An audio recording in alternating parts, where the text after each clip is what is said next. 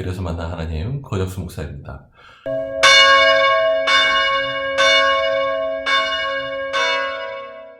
오늘은 야고보서 4장 4절에서 7절로 여러분 만나도록 하겠습니다. 가늠하는 사람들이여 세상과 거탐이 하나님과 등지는 일임을 알지 못합니까? 누구든지 세상의 친구가 되려고 하는 사람은 하나님의 원수가 되는 것입니다.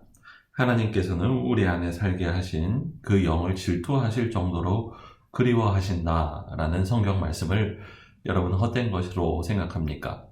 그러나 하나님께서는 더 큰 은혜를 주십니다. 그러므로 성경에 이르기를 하나님께서는 교만한 자들을 물리치시고 겸손한 자들을 은혜를 주신다 하고 말합니다. 세 번째로 생각하게 됩니다. 온전하게 헌신해야 되겠어요. 사실은 생명보다 귀한 거예요. 우리 찬송가 중에 그런 찬송가 있죠. 나의 영원하신 기여 생명보다 귀하다. 나의 갈 길 나가도록 나와 동행하소서. 그렇죠. 예수님 내 생명보다 귀한 분이세요. 자기를 우리에게 내주셨으니 우리도 이제는 나를 섬기면서 사는 게 아니라 예수님 섬기고 내 갈 길 내가 알아서 가는 게 아니라 예수님 가는 길을 따라가는 우리 모두가 되기를 간절히 원합니다. 자, 그리고 나서 생각해봐요. 그거를 방해하는 게 뭐가 있을까? 우리 사절에 이런 말이 있어요. 가늠하는 사람이여 세상과 보탐이 하나님과 등지는 일임을 알지 못합니까? 누구든지 세상의 친구가 되려는 사람은 하나님의 원수가 되는 것입니다. 소중한 관계를 배신하고 등지게 하는 게 뭐가 있을까? 세 가지를 좀 생각해 봤어요. 첫 번째는 분주함이에요. 너무 바빠요. 바쁘다라는 게 뭐죠? 중요한 것을 하지 못하고 분주한 것, 그걸 바쁘다라고 말할 수가 있을 거예요. 우리는 너무 바빠서 사랑하지를 못합니다. 여러분, 목사님을 꾸짖는 어떤 글을 본 적이 있어요. 목회자가 때로는 너무 바빠서 성도들을 사랑하지 못하는 거예요. 설교 준비하랴, 사역하랴, 성경 공부 준비하랴. 그러다 보니까 성도들을 만나고 성도들을 사랑하고 돌보고 할 시간이 없는 거예요. 그 목회자가 지금 제대로 목회하는 겁니까? 아닙니까? 온전히 사랑하기 위해서 목회를 하는 것 아니겠습니까? 여러분, 가정을 놓고 좀 생각해봐요. 가정을 돌본다고 참 바쁘게 돈 버느라 바쁘시죠? 너무 바빠서 아내와 자식들 또 혹은 부모님과 시간을 보낼 겨를이 없으면 그게 바람피는 거 아닙니까? 바람이라는 것 자체가 뭐죠? 아내에게 줘야 될 온전한 시간과 에너지를 딴 데다가 쏟는 거잖아요. 바쁜 것도 바람피는 거예요. 신앙도 마찬가지입니다. 너무 바빠서 성경 공부도 못하고 예배도 드리지 못하고 그러면 그 역시 하나님께 바람피는 것이라는 걸 아시길 바라요. 회개해야 되겠어요. 중요한 것을 중심에 놓고 그리고 온전히 먼저 하나님을 찾는 우리가 되기를 원합니다. 두 번째는 우리 최근에 있었던 한국의 여러 사건들을 보면서 또 한국에 살면서 느끼는 제 심정입니다. 자식이 문제가 됩니다. 여러분, 자식은 참 소중하죠. 근데 자식이 너무 소중해서 하나님보다 중요하게 될 때는 우상이 되고 말아요. 근데 제가 보니까 한국 교육은 완전 우상이에요. 어떻게 하냐면 돈을 아무리 많이 벌어도 자식 교육에 돈이 나가서 돈이 부족하다라고 말하는 걸 보면서 제가 깨달았어요. 자녀 교육 때문에 자녀가 하나님께 나가는 것을 가로막는 일이 없어야 되겠어요. 또한 하나님께 드려야 될 시간과 물질이 자녀 교육 때문에 들어가는 것, 글쎄요. 그래서 자녀가 당장은 조금 잘 될 수도 있지만 그 자녀를 하나님께 맡기고 하나님께 책임져 달라고 부탁할 수 있을까 생각이 들어요. 마지막은 돈의 문제예요.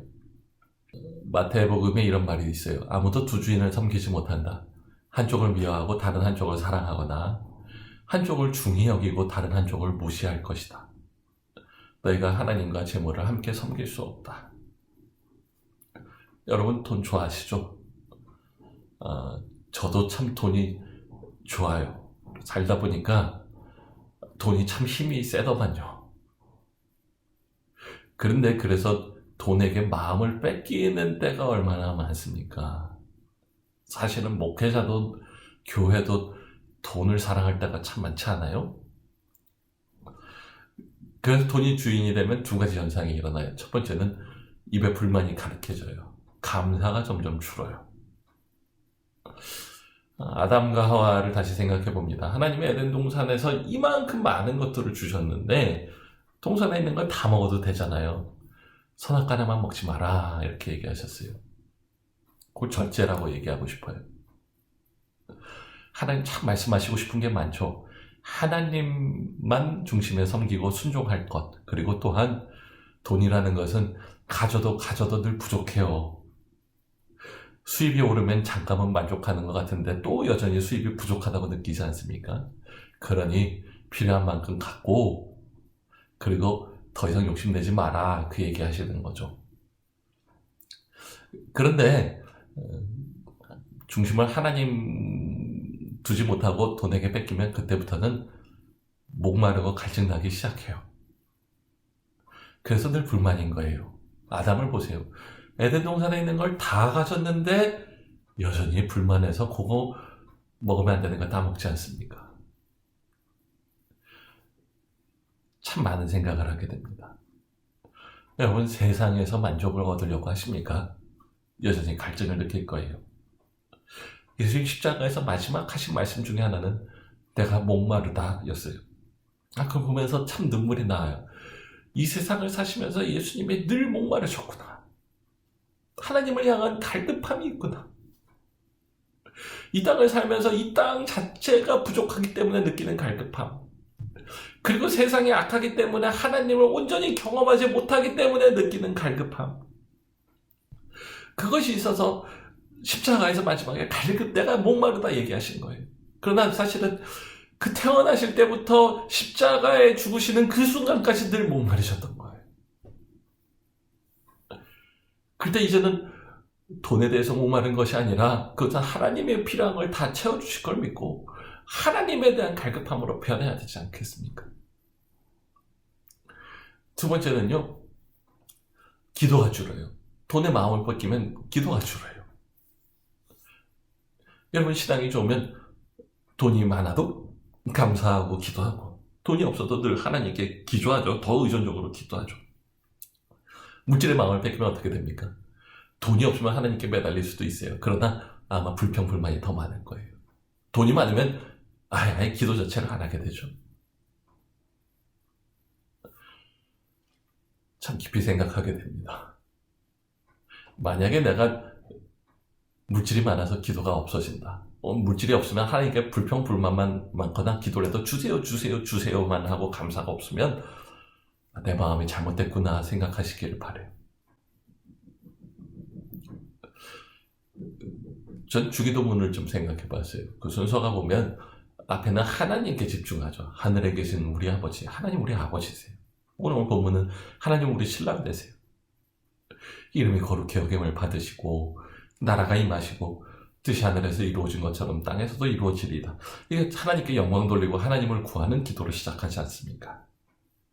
그리고 그 다음에 또 생각하게 되는데요. 제 생각엔 그 다음에는 회개 기도가 먼저 나와야 돼요. 잘못했으니 용서해 주세요. 예수의 보혈로 깨끗해 주세요. 그 얘기가 나와야 되는데 그 전에 예수님이 무슨 기도를 먼저 시키죠? 오늘 우리에게 일용할 양식을 주시고, 예수님이 우리가 물질에 얼마나 약한지를 아셨던 것 같아요. 그래서 얘기하는 거죠. 온전하게 하나님의 이름을 거룩히 여기고 하나님의 나라를 구하려면 물질의 영역에서 오늘 하나님을 경험하라 말씀하시는 거예요. 참 많은 생각을 하게 됩니다. 신앙이 뭐죠? 우리는 돈은 영적인 것이 아니고 영적인 건 기도하고 예배드리는 것이라 생각하지만 어떤 면에서는 돈이 가장 영적인 부분 중에 하나예요. 제가 아는 어느 연세 드신 권사님이 지난 절기 때 저에게 편지를 하나 주셨어요. 근데 거기 저를 한참 야단치시는 거예요. 뭐라고 야단치시냐면 절기가 됐으면 성도들에게 헌금의 중요성을 알리고 절기 봉투를 더 추가해서 더 많은 헌금을 하도록 성도를 가르쳐야 된다는 거예요. 이분 연세가 드시니까 예전에 교회들이 그렇게 하는 걸 봤거든요. 그리고 그분이 하는 말이 이런 거예요. 성도들이 하나님께 드리는 법을 모른다. 옛날을 생각하면 지금 얼마나 풍족합니까? 늘 부족하다고 하지만 사실은 부족한 게 아니라 하나님을 의지하지 못하는 거예요. 그전에는 있어서 헌금한 게 아니라 없지만 하나님을 구하고 하나님을 우선순위로 삼고 드리고 그럴 때 하나님이 채워주시는 거를 평신도들도 경험했는데 이제는 헌금 얘기하면 성도들 싫어하고 헌금 얘기하면 젊은이들 안 나온다고 교회에서 헌금 얘기를 안 하는 거예요.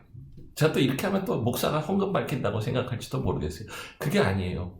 진정한 신앙은 물질의 영역에서 하나님의 역사를 경험하고 하나님을 온전히 믿어서 그래서 하나님과 이웃에게 인색하지 않고 베풀 줄 아는 사람이 되는 거예요.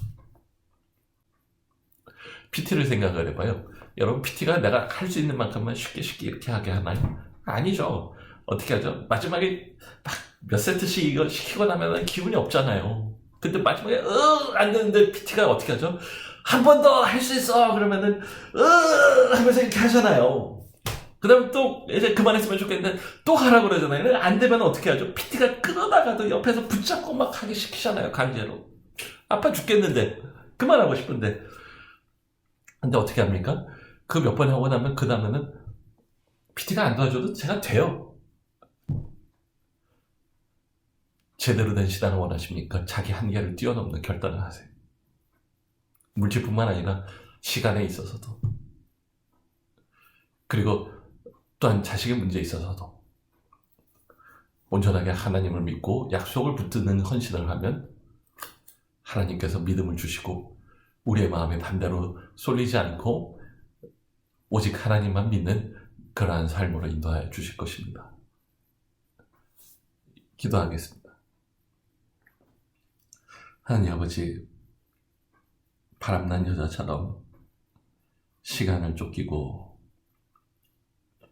자식에게 한눈 팔고 그리고 물질을 붙잡느라 하나님은 붙잡은 손을 다 놔버리고 말았네요. 불쌍히 여겨주시기를 구합니다. 이제는 온전히 하나님을 붙잡고 가는, 다른 것을 놓고 하나님을 붙잡으면 하나님이 다 채워주실 것을 믿고 가는 우리 모두가 되게 해주세요. 하나님을 신뢰하고 하나님을 선택하고 하나님을 온전하게 헌신하는 거룩한 백성 되게 하옵소서. 예수님의 이름으로 기도합니다. 아멘.